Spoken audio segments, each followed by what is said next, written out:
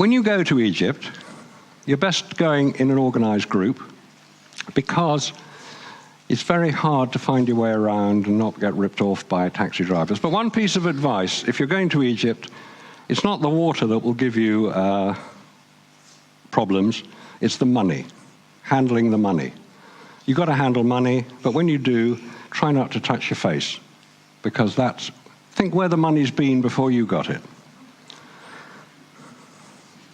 Now, I'm asking one question today. It's to do with the granite of Egypt. In Egypt, there's a lot of granite. How was it cut? How is it separated from the bedrock? We'll look at what it looks like in the bedrock when we go to the unfinished obelisk. How is it carved? How is it shaped? How is it smoothed? Because some of it is really spectacular when you look at the detail of it. And how was it removed from the Aswan quarry and placed in position? We're not talking little lumps of rock here. Now, I have a rock box. This box represents 1 cubic foot. I know, because I made it. If that was granite, it would weigh the same as me, 180 pounds or thereabouts. Most stone weighs about that. If it was full of water, it would weigh just over 60 pounds. Pretty well too heavy to lift. If it's full of air, you can lift it. Now in it, my rock box, there's 3 types of stone. We need to get it sorted. This is limestone. This is from the Carrara marble quarry in Italy. This is sandstone. Now, sandstone is made basically of compressed quartz, other minerals, compressed under pressure. This is from my garden. And a piece of granite from the Giza Plateau, and a piece of granite from Aberdeen. They come in different colors, and they're all about the same weight. Now, this particular piece of granite has been melted. You may not think that's very strange, but anybody who's ever tried to melt granite with an oxyacetylene torch, which most people would think of as the thing to, will know that it's extremely dangerous. It just flakes off, because the different components of granite melt at different temperatures. This has been melted with Brown's gas. If you're not familiar with Brown's gas, check it out on the internet, but it's named after Yul Brown, who was a Hungarian who identified it. It's the electrolysis of water which produces hydrogen and oxygen as a gas. Combine the two and you get Brown's gas.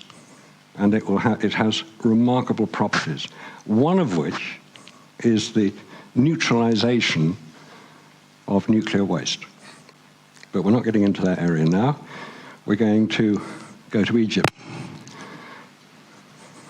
See what happens when you go to Egypt. The pyramids.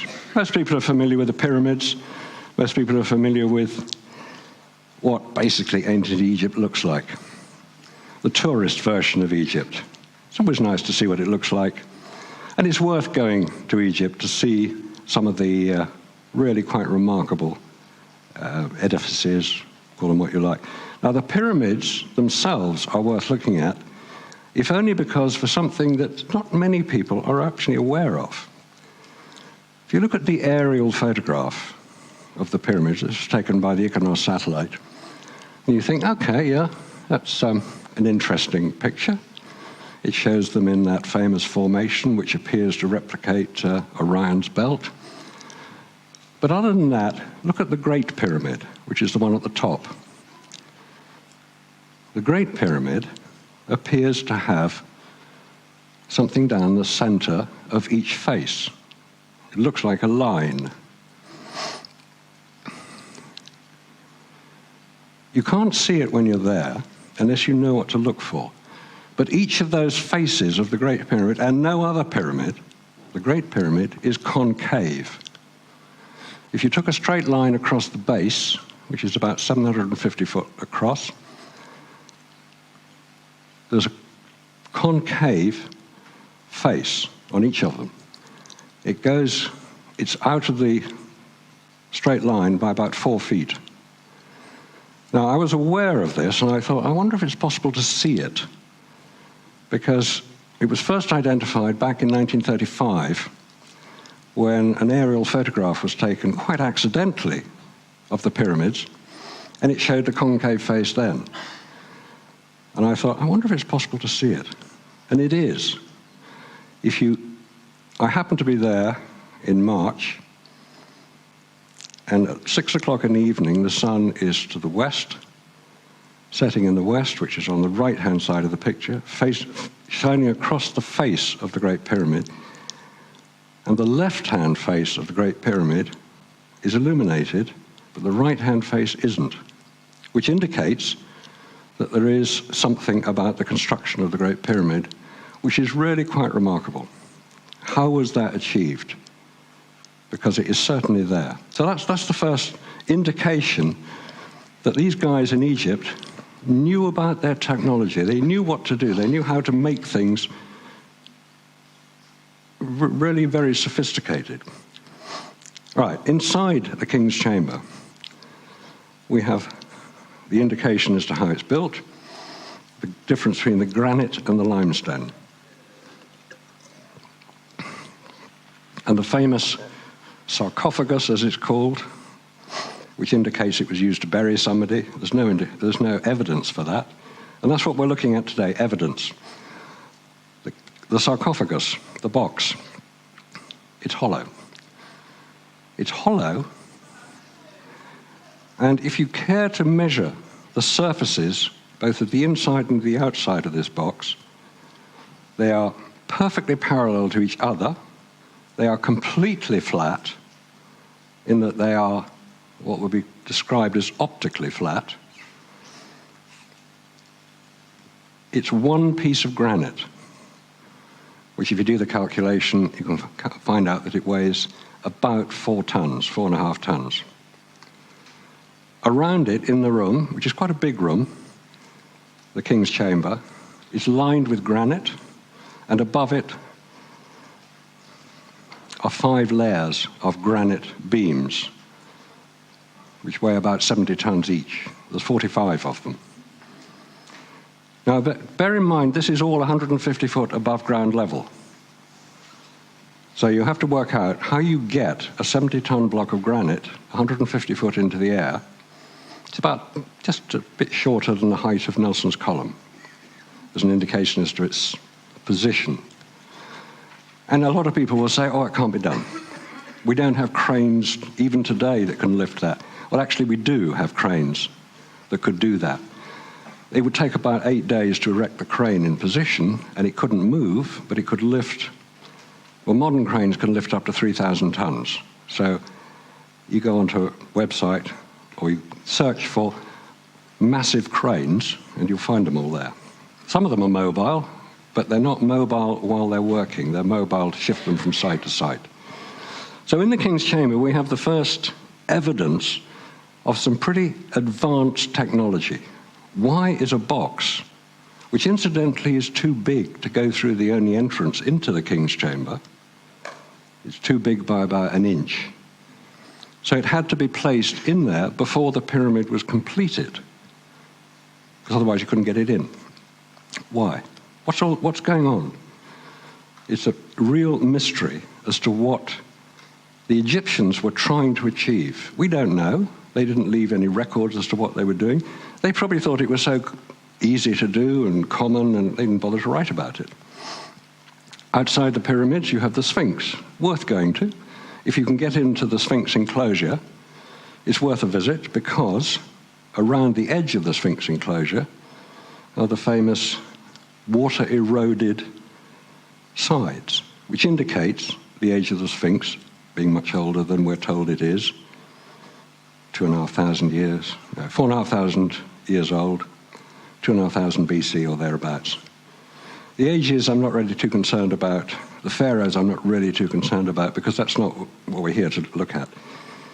In order to make the Sphinx enclosure, just to go back, the Sphinx is below existing ground level. You'll see around it those sides which appear to have been eroded by water. That erosion doesn't occur through wind erosion, and it's quite big. So when they hollowed out the Sphinx enclosure, where did they put the bits that they dug out? They put them up. It's called the Valley Temple, which is just next door to the Sphinx. If you look at the face of the Sphinx, it's to the left. There are two temples. One is called the Valley Temple. The other is called the Sphinx Temple. And very, very few people have been into the Sphinx Temple, the one directly in front of it, because nobody knew it was there, because it was under sand till about 70, 80 years ago. The Valley Temple, this is the outside of the Valley Temple. The inside of the Valley Temple is lined with granite. You see at the top left, the outside walls of limestone, but the inside is granite. And some of the granite stones are not just blocks of granite, they have been carved into L shapes. The top center is an L shape. And on the right-hand side, something even more remarkable, the granite has been carved around the contours of the limestone blocks, which makes no sense whatsoever, but it's true. I couldn't believe it when I saw it. I looked at it and I thought, why do you carve granite around limestone? Why don't you just cut the limestone? That's the easy thing to do. Limestone is very easy to cut. Granite is actually hard, as we'll discover. But in Egypt, it was obviously the simple way to do it. You cut round. Outside the Sphinx Temple is this strange piece of granite.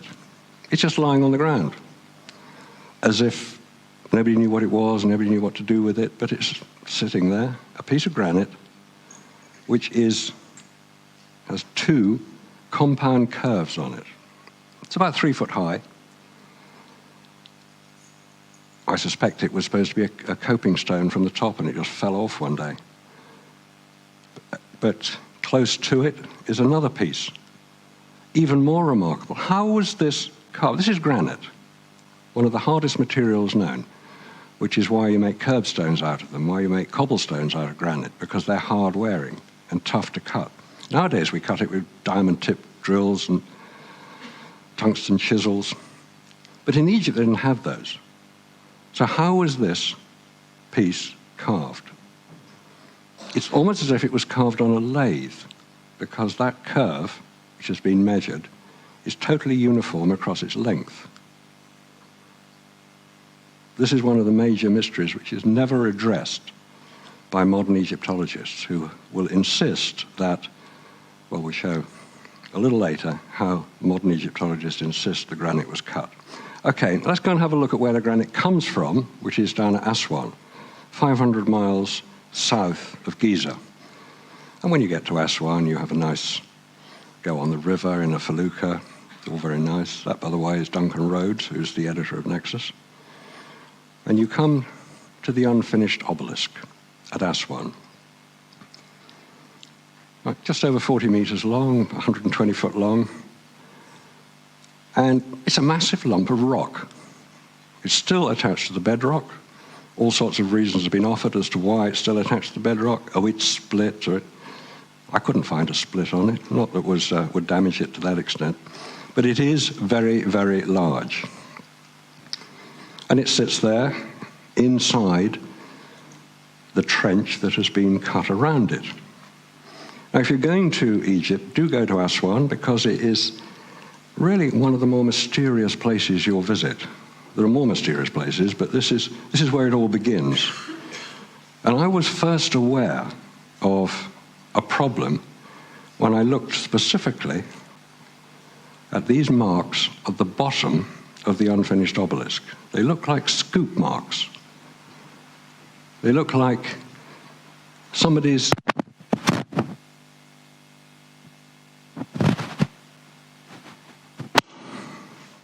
All right now? We're back on circuit. Thanks, guys. Right. The scoop marks, when you start to look for them, appear everywhere. Top left picture shows those same scoop marks I identified earlier. And then you start looking at all sorts of other, and the same thing. They are fairly uniform, about 6 inches square down in the bottom left-hand corner. But then on the right, we see the incontrovertible evidence of a piece of granite that has been removed from the quarry. And it has been undercut so that there was a short line of granite still attaching it to the bedrock. And the obvious way to remove it is just to hit it hard enough so that it breaks off. Granite is quite brittle, it will fracture quite well. But what are the marks up to it? What are these scoop marks? Where do they all come from? What created them? What caused them? And then you look at the unfinished obelisk itself. The top left picture indicates the depth of this trench around it. And below it, you see the same scoop marks all along the edge of the unfinished obelisk. Now, if you're not looking for them, you probably wouldn't notice them because it needs the sun in a certain position to cast the right shadow. And in this trench, on the right-hand side, not only are the scoop marks going right the way down to the bottom and along the bottom of the trench, but there's a hole in the trench. It's about 3 foot deep. Yes, that was carved by pounding diorite balls, wasn't it? This is the explanation offered by Egyptologists as to how these things were carved. All granite was carved by pounding diorite balls. And on the right-hand side, we have a gentleman pounding his diorite ball, demonstrating how it was done. Yeah, quite. I don't go with that, as you can probably gather. It just seems so unlikely that the evidence we see was created by such a crude method. It just wouldn't do it. Because not only would it not carve the obelisk itself, it would hardly touch or create the hieroglyphs or the statues, which are in museums right across the world, from Cairo to London to Boston. This one is in Luxor. This is one of the most remarkable pieces of granite carving I've ever seen. If you look at the quality and the sheer delicacy of those features, it doesn't matter who it represents at this stage, but that piece of granite itself would be quite heavy, not something easily manipulated.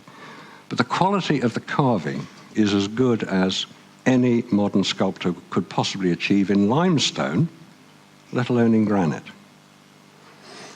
In basalt, which is another volcanic extrusion, we have the same quality of carving. These are life-size images, as is the famous statue of, allegedly, Pharaoh Khafre being protected by Horus. That is about 8 foot high. It's bigger than life-size, that statue.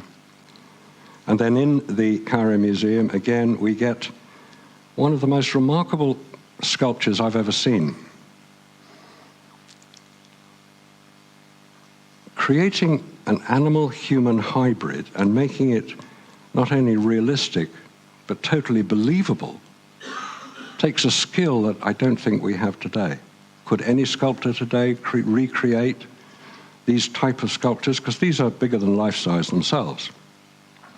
I don't know. It would be great to find out. I have a friend who's a sculptor. I asked him. He said, I wouldn't do that in granite. What a stupid idea. You know, one wrong chisel blow and you've shattered the whole thing. And you've got to start all over again. Where do you get a piece of granite? It must have weighed about 10 tons to start with. How do you move it? Well, obviously they moved it because they created it. And in the centerpiece of the Cairo Museum is this capstone. Or it could be a Ben stone, depends what you call it. It's supposed to go on top of a pyramid. Again, it's in basalt, which is a very hard volcanic material. And if you look at the detail of it, how do you achieve that level of quality consistency and accuracy with a diorite bull? I don't think you do. Something else must have been used. We'll come to what I think it might have been just a little bit later. But first of all, obviously, if you're in the Cairo Museum, you have to visit Tutankhamun and his famous mask. It's a very beautiful object. It's worth seeing. We've all seen the front of it, so I thought, how many people have ever seen the back of it? This is the back of it. It always attracts a big crowd. It's worth going to see. And then tucked away in a corner, you get these weird things. We know what they are. They're boomerangs. By the way, the chap there is David Hatcher Childress. If you've ever met him, you'll know he's a great explorer. And he said, I'm going to stand in front of that. I want people to see me in boomerangs. But these are in the Cairo Museum. Most of them were taken out of Tutankhamun's tomb.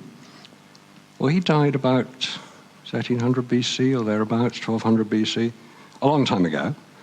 So how did the boomerangs get there? Because we all associate boomerangs with Australia. Well, because the Egyptians went there, to Australia.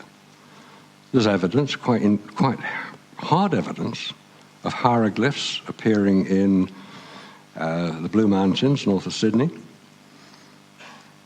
And they say they were trying to find gold, I think it was, and they got shipwrecked and couldn't get back. But obviously some of them got back because they brought they call them hunting sticks, throwing sticks, boomerangs. So the idea that the Egyptians couldn't travel long distances across sea. In fact, going by sea from Egypt to Australia, the longest stretch of unbroken water you'd need to cross is only about 70 miles. So it wasn't that difficult. Anyway, we need to move up from there, and Egypt is a great place to visit. That's on the top right is Hatshepsut's temple, where they had the massacre of tourists there about 15 years ago, which caused a bit of a blip in tourism, but this is looking pretty well due west, and the desert starts about a mile either side of the Nile, and you have to go 3,000 miles across the desert before you get to the Atlantic. So it's not a comfortable place to travel across. However, this is at Luxor, and about 50 miles north of Luxor is this. How many people have ever been here, visited this place? 1, 2, oh, a few. Good, well done. So a lot of people, this is probably totally unfamiliar, the Osarian at Abydos. It's about a 2-hour drive north of Luxor. It was discovered in 1885, I believe, by Flinders Petrie, who noticed a dip in the ground and thought, oh, I wonder what's in that dip. And he dug it, and this is what they found. So nobody knew about it until about 120 years ago. It's called the Osarian because it is assumed to be the place where Osiris was buried. There's no evidence for that at all. You'll notice that the ground inside it is wet. And there are pools of water. There are constructed places of water. And when I was there, which is quite rare to see it dry enough for you could actually get into it. Most people actually look at it from the top because the place has got about a foot of water in it. And the water goes up and down. Why does the water go up and down? Because it's connected to the Nile, is the answer. I saw catfish swimming in one of those pools. Quite a big catfish. No, he's a brave catfish because he must have come up from the Nile. But why would it be connected to the Nile? It's never been established as to why or how, because the Nile at this stage is about 5 miles away. The Nile moves its position, it has moved over many years. But these blocks, which come from Aswan, weigh about 100 tons each, and you can see the sheer size of them, would take moving them a bit of a manipulation. My contention is that this place was never finished. It appears to have been damaged. That top beam there has had a major chunk cut out of it. To get that sort of amount of granite out of a block is quite difficult, unless it is hit very hard. I don't know if it was or not, but obviously they finished the outside of this Osarian before they finished the inside. And then you start to see these really quite remarkable pieces of evidence for something happening. You notice the doors appear to have been made to a specific height which had no relationship to the size of the blocks creating the frame. You'd think if they wanted a door of a certain height, you'd build it up so that the top frame, the top block, was level. No, they carved the doorway to the height required. And then moving from the doorways to the right, you'll see the block that fitted in very accurately into a very specific location, just above it, similar thing. And then the end doorway here, and above that, again, it's the same thing. The blocks weren't the right height, so they carved the doorway out of another. It just doesn't make sense. That's not how we'd work today. So we shouldn't really apply today's technology to what we see in Egypt. And above the door, to the left and directly above it, are protuberances on some of the blocks. What are those about? Why are those there? Are they to help move the block? Were they created when the block was made? It had to be made to a certain size, and they didn't have enough, they couldn't be bothered to take the last bit out? I don't know. But these start to appear in a lot of other places as well. Now, we need to move out from Egypt because we've got other places to go to. So we'll go via helicopter, which is the obvious way to go when you're in Egypt. This is a panel that is in the temple of Seti I, which is directly behind the Osirian. It's always caused a lot of controversy, this, because it appears to show a helicopter at the top. Is that a tank on the right? A submarine below it? I don't know. You ask the average Egyptologist and they'll say, no, it's a palimpsest. They remade it, remodeled it, bits fell off it, and it made some strange shapes. Yeah, big deal. There's no bits falling off that. So, I don't know, is it a helicopter? You decide. Let's go up to London, to the Petrie Museum, and look at the more detailed aspects of some of this granite carving. These were all collected by Flinders Petrie, and he collected so many of them. They have a museum named after him now. It's called the Petrie Museum, and it's part of University College London. And the picture on the left is the famous core number 7, which you may have heard discussed in various other places. This is a picture I took of core number 7 to show the striations around it. It's about 2 inches in diameter. And those striations are a continuous circle. They're not individual circles. You take a piece of cotton and you wind it around it and you wind it around it, and you can go for about 5 or 6 turns around it. So it's a spiral. Whether the one in the middle is the same, I don't know, but again, that's in granite, and the picture on the right shows not only a core sample, but a drilled sample as well. These are relatively small pieces of granite. They were obviously pushed aside because Flinders Petrie found them lying around on the Giza Plateau when he spent the best part of 10 years measuring the pyramids and excavating quite extensively around Giza. More detail on that, you'll notice the number at the bottom, University College. And on the right is a piece of granite which appears to have been sawn at 1 centimeter spacing.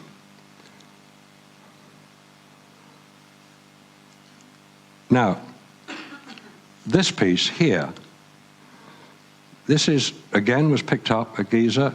It appears to be, it's about the size of a grapefruit, half a grapefruit. And it appears to be how, in Egypt, they hollowed out bowls. They drilled them. If anybody can tell me that this picture does not represent drills, and you can see in the center one the striations of something going down the shaft, and at the bottom you've got a center core that's been knocked out, and this is how the box in the Great Pyramid was hollowed out. It was drilled out. But drilling in granite, yes, it can be done very easily today, but you need diamond-tip drills to do it. In Egypt, there's no evidence that diamonds existed. So how was it done? The evidence indicates it was done because that's what we're looking at. And unfortunately, this is the explanation. No, I just don't go with it. I don't think that it makes any sense at all to continue down that particular route. So let's go somewhere much better. Avebury. Again, we have huge blocks of stone, obviously moved very easily by people. Now, one point, the next series of pictures we'll look at is from around the world. And with one exception, which is obvious, with one exception, we don't know who did it. We're told by historians, oh, well, it was moved by the Beaker people. This lot. The Beaker people moved this. Yeah, we don't have hard factual evidence. The only evidence we can see with our own eyes is that they were moved. That's all we know. Who by, we can guess at. How, we can guess at. Because when you start moving around the world, to France, to Ireland, to Spain, bottom left, to Germany, you see the same thing, huge blocks of stone. That one at Karnak, which is now broken, but it did originally weigh about 300 tons. It fell over one day. Obviously, it wasn't anchored properly, foundations, no building regulations then, and they didn't build a foundation big enough. You go to Greece, Turkey, and Malta, you see the same thing. Huge blocks of stone moved, apparently at ease, into positions which we would really question whether it should be done today. You go down to Morocco, and you see the same thing. This is on the Atlantic coast, at a place called Lixus. Lixus still exists, it's a river mouth. And it was reported originally by the Phoenicians. The Phoenicians originated from what we now call Lebanon, and they were trading extensively with South America. So obviously they go through what we call Gibraltar today, across to South America. Phoenician coins, Phoenician inscriptions have been found in South America. I don't think there's very much doubt there was a great deal of trade between the Mediterranean and South America. You know there was Stonehenge in Libya? Extraordinary. These things just remain almost ignored. I'm indebted, in this case, to Robert Temple, who published this on his website, Egyptian Dawn. Very old photographs. They were taken about 1930, but it's worth going onto his website, atlantisdawn.com, I think it is. There's a lot of other photographs there. He's done some meticulous research in Egypt and around the world. And then this one, it's not exactly a megalith, but it's such an unusual place. It is in Zimbabwe, and that's why the country is called Zimbabwe. So after this remarkable structure, which we're told was built in about 800 AD. 800 AD? It's the only one in Africa that looks anything like it, built then. It's big, and it was badly desecrated by those famous imperialists, the British. Sorry, guys. Now, moving north, we come to Jerusalem and the temple, the contested Herod's temple, Solomon's temple. In the big picture, it shows the Western Wall, the Wailing Wall, it would be known as, and the lower left is a picture by Martin Gray from his book Sacred Sites, which appears almost unremarkable. He shows a rabbi and a soldier both praying together. But it's the stone that got my attention. It's a dressed stone. It's almost certainly sandstone in this case, but it's big. And the western wall of Solomon's Temple is about 1,500 foot long. And you'll notice that on the left of the western wall, the Wailing Wall, there appears to be a brick wall at a dead end. The western wall itself continues underneath those buildings. And these stones are huge. They are vast. You can go, there are tours you can go. If you go to Israel, you can take a tour in the Western Wall tunnels. And now we come to the biggest stone ever moved, we're told. They are big. This is the Trilithon at Baalbek in Lebanon, and the famous stone in the quarry that has never been moved because it allegedly was too big. It's actually never been moved because it's still attached to the bedrock. It's not the biggest stone ever moved by man. The biggest stone ever moved by man was in Russia. It's the plinth of the bronze horseman at St. Petersburg. Has anybody ever seen this statue in real life? No, I'd never seen it. I didn't know about it. In Russia, it's as famous as the Eiffel Tower is in France. It's the symbol of St. Petersburg. The statue is of Peter the Great, and the thunderstone on which it is mounted was put there by Catherine the Great, his successor, to symbolize the greatness of Russia. Fair enough. The statue itself is about 20 foot high, and the stone is about 20 foot high. It's called a thunderstone because it originated from Finland, where it was split off from a mountain during a thunderstorm, hence its name. And this particular lump of rock was moved. It basically symbolizes Peter the Great and his horse rearing up. Underneath his horse there is a snake at the edge of a cliff. That's what it's meant to represent. But the stone itself was moved in 1770 from Finland. Actually, it's not as far as it sounds. Finland and St. Petersburg are relatively close to each other. But the stone had to be moved across ground. It was moved in winter when the ground was frozen. And you'll notice there are channels underneath the stone in which there are ball bearings, or cannonballs we'd call them today. And of course that's how you would move it. They're using what are called Roman winches, which are the capstan winches, to move it. It was moved a few feet at a time, then they'd dig the capstan winch out and go and plug it in a bit further down and do the whole process all over again. The guys on the stone are shaping it, which is why it doesn't look quite the same shape as it does in its final place.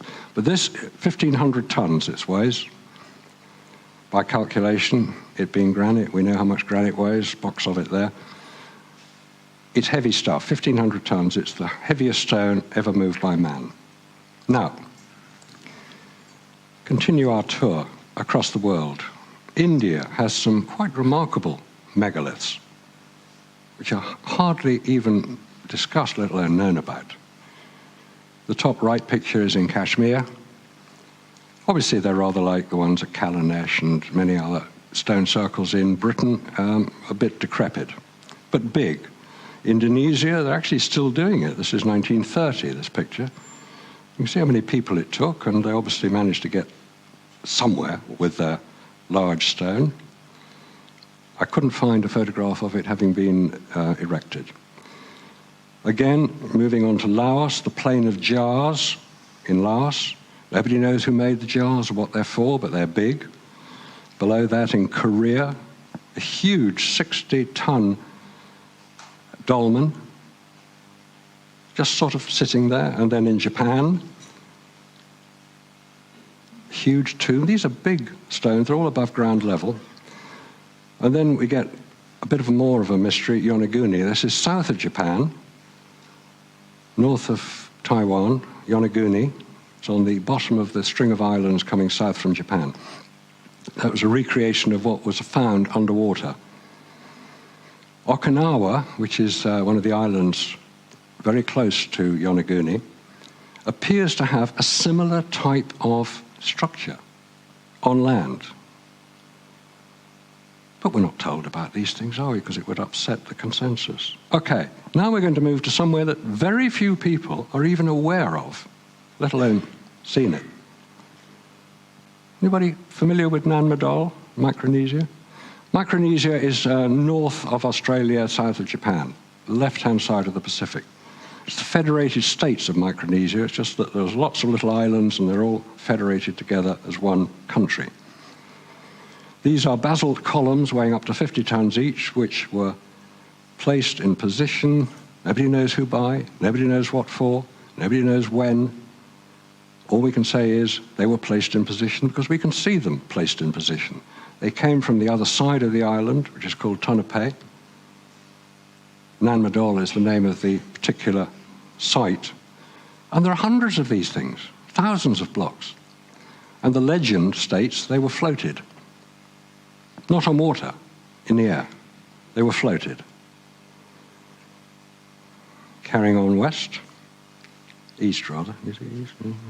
Anyway, Easter Island. We're all familiar with Easter Island, and they did the same thing there. Huge, huge blocks of granite, carved in the most extraordinary, with the most extraordinary ease, because there are hundreds of these moai. And there's one, the top picture, it shows one still in the bedrock.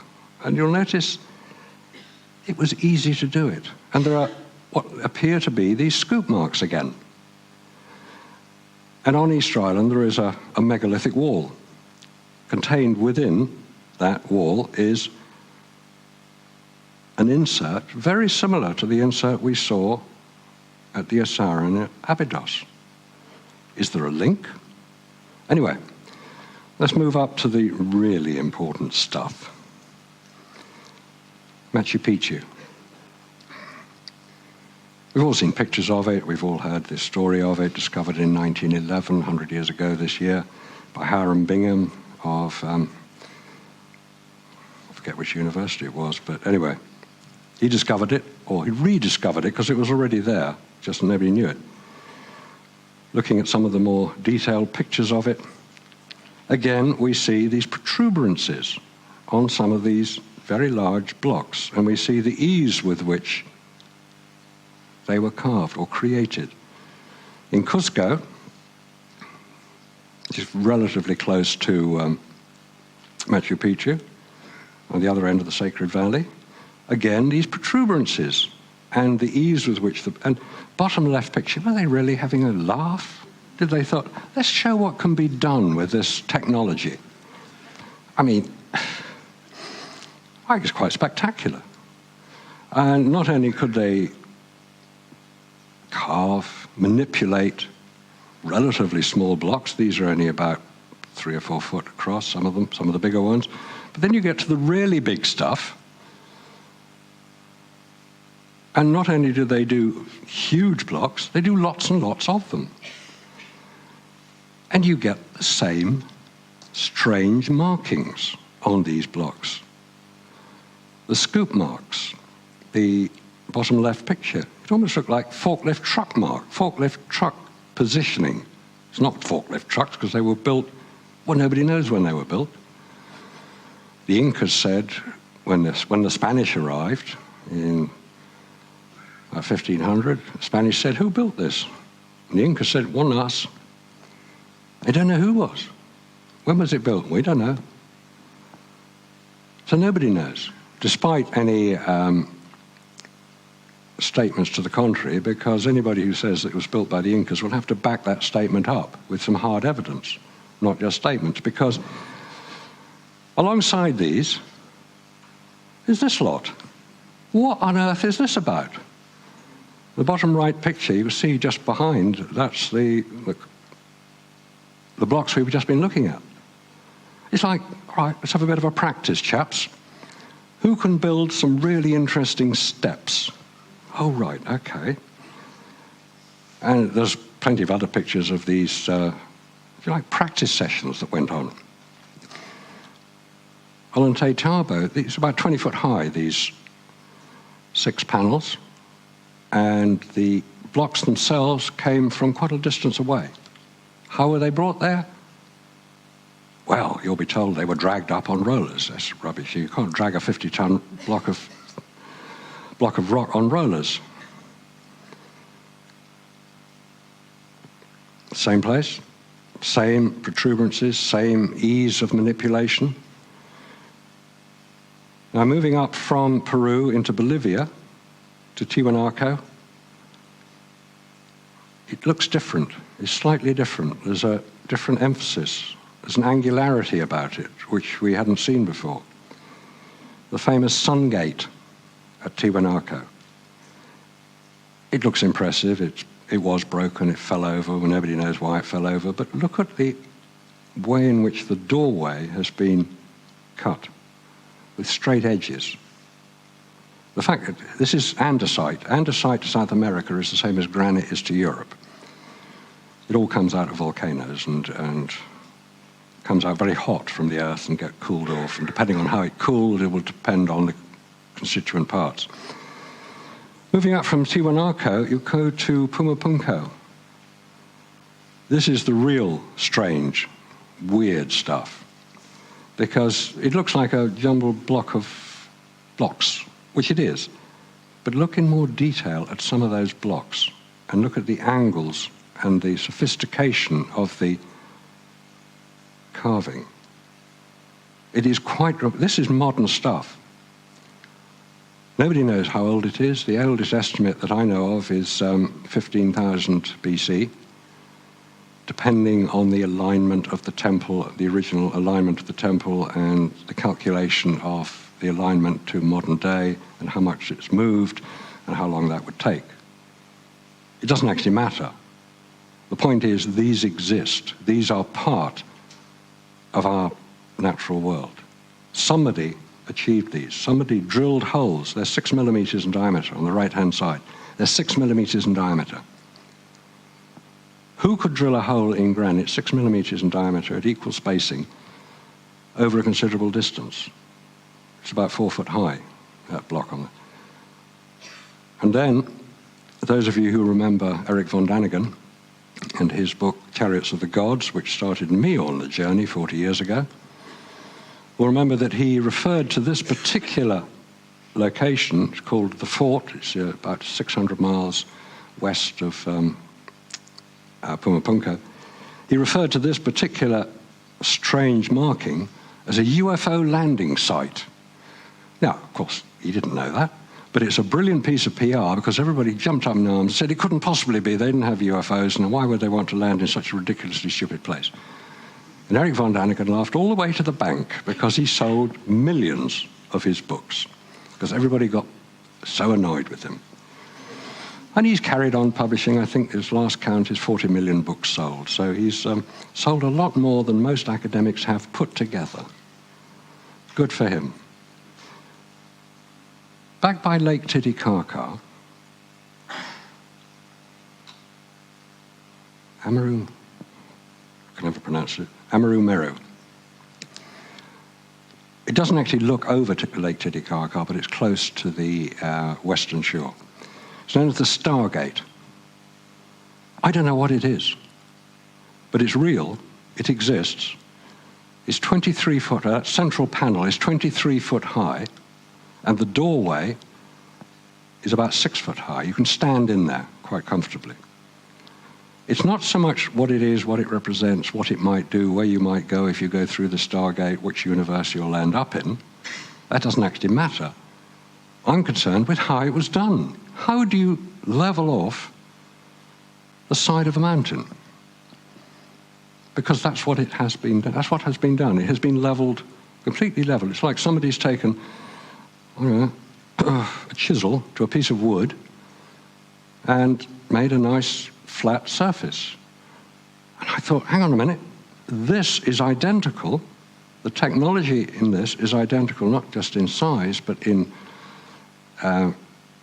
effect to this, the entrance to the third pyramid at Giza. Look at how the granite has been removed to create a flat surface,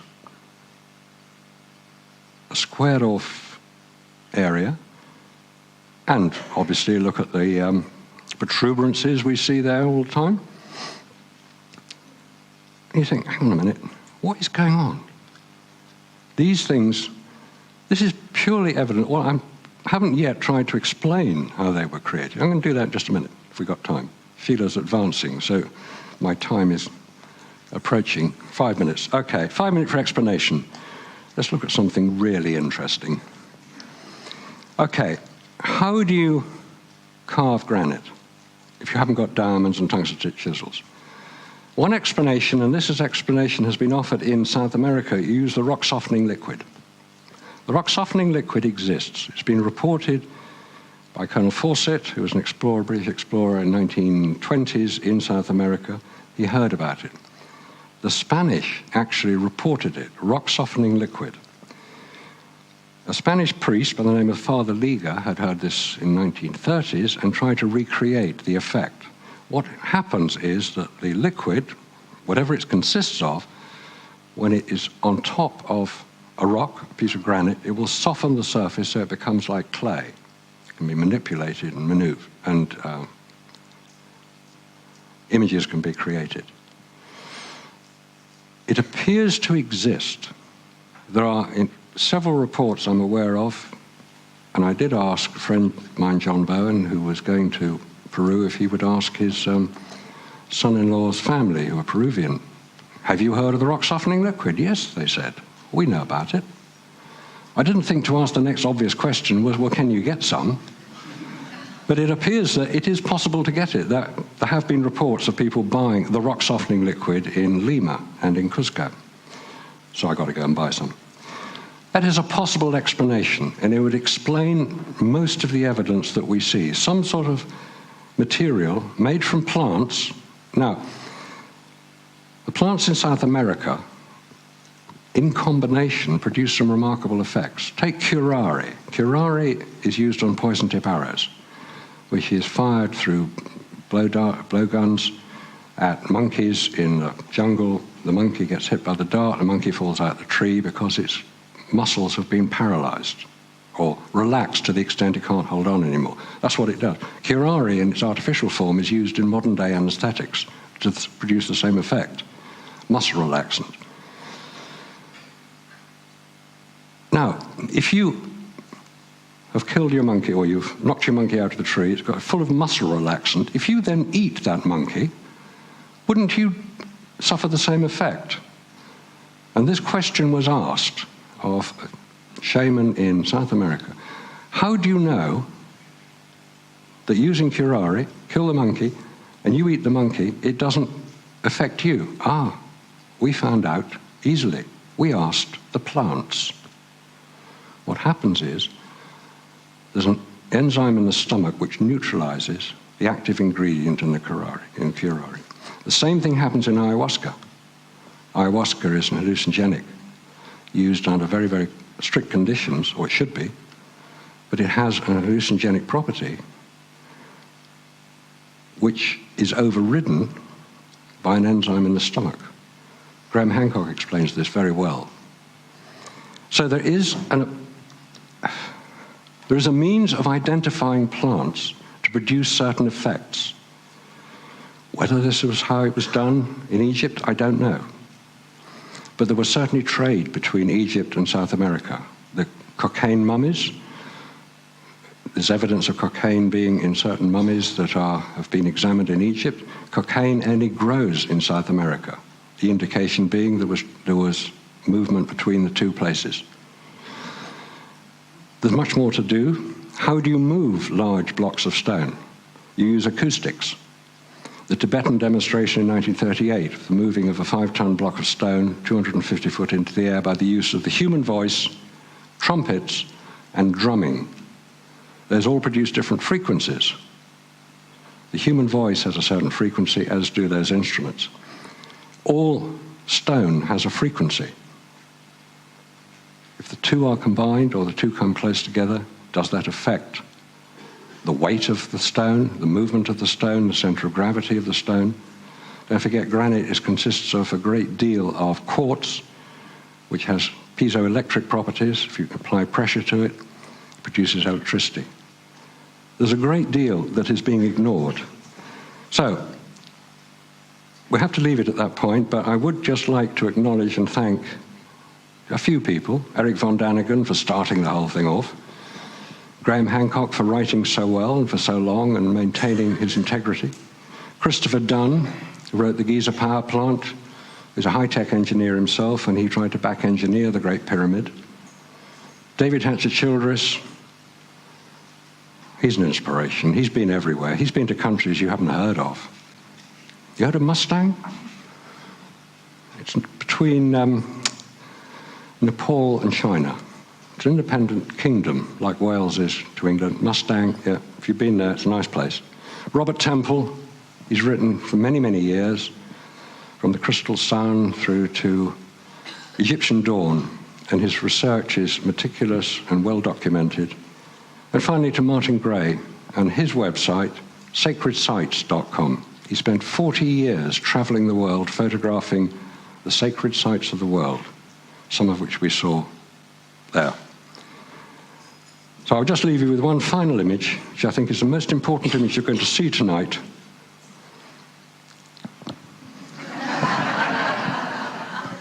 Thank you, ladies and gentlemen. Thank you, Marcus.